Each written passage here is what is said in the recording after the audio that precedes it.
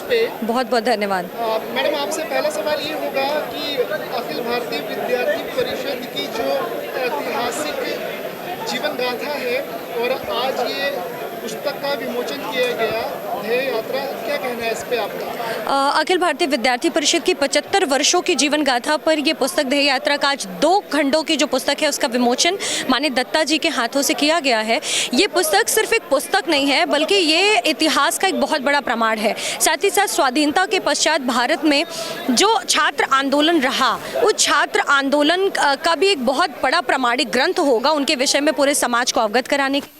साथ ही साथ में इस पुस्तक के माध्यम से ये भी छात्र समुदाय को जानने का अवसर मिल पाएगा कि देश में 1980s के समय क्या विषय थे, 1970 के दशक में पूरे देश भर में शिक्षा जगत एवं अकादमिक जगत या फिर समाज के क्या मुद्दे थे, 1980 के दशक में क्या मुद्दे थे, 90 के दशक में क्या मुद्दे थे, 2000 या 2010 का जो दशक था उस दशक में क्या मुद्दे ऐसे समाज और शिक्षा जगत के थे, उन सबको हम जान सकते हैं और उन मुद्दों के निराकरण के लिए किस प्रकार से भारत के छात्र समुदाय ने प्रयास किया वो सब हमको एक जानने का अवसर इस पुस्तक के माध्यम से मिलने वाला है। अखिल भारतीय विद्यार्थी परिषद का लक्ष्य ही राष्ट्र का पुनर्निर्माण है। वो राष्ट्र का पुनर्निर्माण शिक्षा जगत में कार्य करते हुए समाज और राष्ट्र के लिए कार्य करना। उदाहरण के लिए जिस तरीके से हम देखें कि राष्ट्र के पुनर्निर्माण की बात विद्यार्थी परिषद करता है तो कश्मीर में जो घटनाएं घटी उन 90 के दशक में, उस समय में कश्मीरी हिंदुओं को न्याय दिलाने के लिए विद्यार्थी परिषद ने आवाज़ उठाई। धारा 370 और 35A कश्मीर से हटे इस हेतु विद्यार्थी परिषद ने आवाज़ उठाई। शिक्षा के भारतीयकरण के लिए विद्यार्थी परिषद ने आवाज़ उठाई।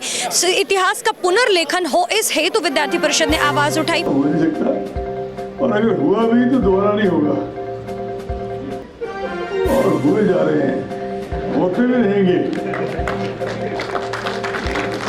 और फ्री भी होंगे और बिल्कुल इंडिपेंडेंट भी होंगे। इसमें लिखा होता है गार्डियंस ऑफ डेमोक्रेसी। अब 100 retired army guardians of democracy.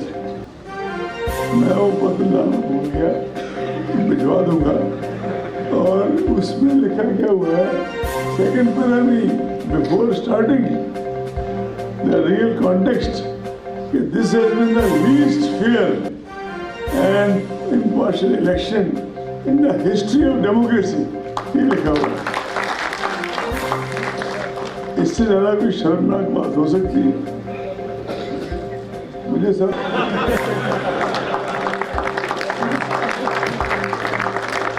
वैसे खुद भी IISc का मेंबर हूँ, इसलिए IISc को एज एन इंस्टीट्यूट कुछ नहीं कर रहा हूँ, लेकिन कुल मिला के ये गिल साहब ने कहा, मैंने कहा सर मेरी गलती हो गई, इतनी देर लगी ब्लैक एंड वाइट सबको वोट मिलने में। आप तो थोड़ी बहुत पढ़ाई भी करते रहो, वैसे नहीं है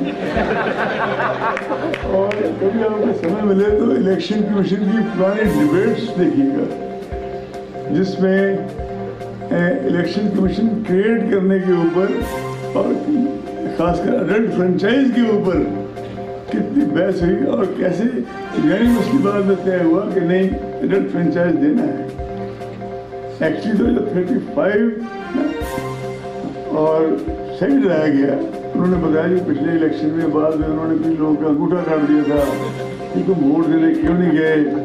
मैं कहा भाई जब काटने आ जाएंगे तो काट ही देंगे, इसमें क्या हो सकता है। तो लेकिन मैं दाद देता हूँ आज भी झारखंड के अधिकारियों की, पुलिस वालों के, किस किस का नाम लेना चाहता हूँ। समय की पाबंदी सब पे है, मुझे तो फिर भी आपने 5-1 मिनट एक्स्ट्रा दे दी।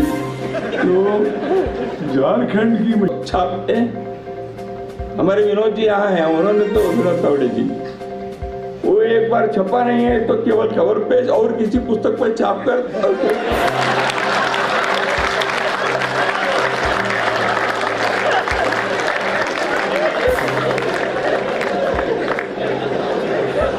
उसके बाद वो पुस्तक मंच से गायब, जो किसी को दे नहीं।